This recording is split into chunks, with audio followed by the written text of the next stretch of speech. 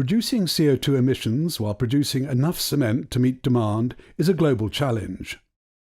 HeidelbergCement invests in groundbreaking technologies to capture CO2, preventing it from reaching the atmosphere.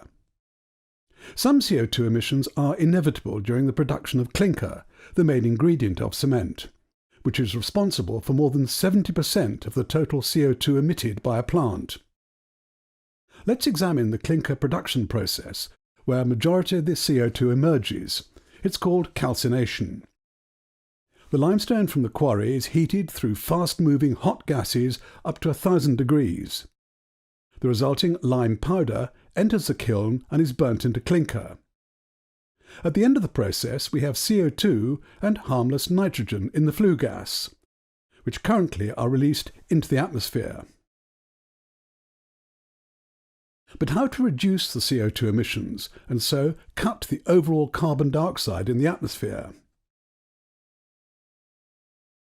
One technology focuses on capturing the CO2 at the end of the conventional combustion process by installing a CO2 capturing unit.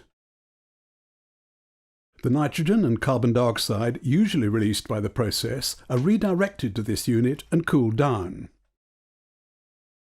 While the nitrogen is released, the CO2 reacts and binds with an amine liquid in the absorber. The resulting rich amine is heated up so that the solution splits up again into CO2 and amine liquid. The CO2 obtained is about 99% pure. It's directed into a compressor to be transported away.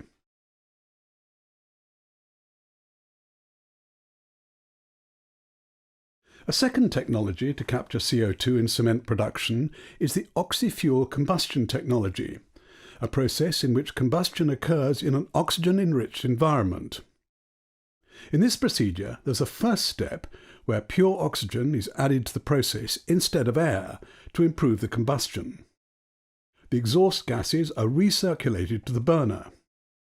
The second step is at the end of the process, where the gases are redirected to the CO2 capturing unit. They pass through a first compression stage. Sulfur and nitrogen oxides are removed. Moisture is removed by condensation to avoid corrosion. The physical separation of the remaining gases displaces the nitrogen, and the share of CO2 rises up to 90%. A third technology is the direct separation, in which a special reactor replaces the conventional cyclone heat exchanger. For the direct separation process, the limestone is slowly poured into this high-temperature reactor, which is heated to about 1,000 degrees. It immediately splits into lime powder and carbon dioxide. The separated CO2 is not mixed with the flue gas of the combustion process and is therefore more than 95% pure. This means it can be captured and used right after the cooling process. But what happens to this captured CO2 which does not get emitted into the atmosphere?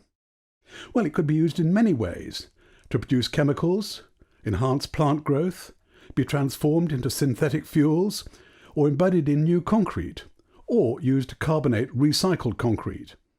CO2 can also be safely stored offshore or onshore.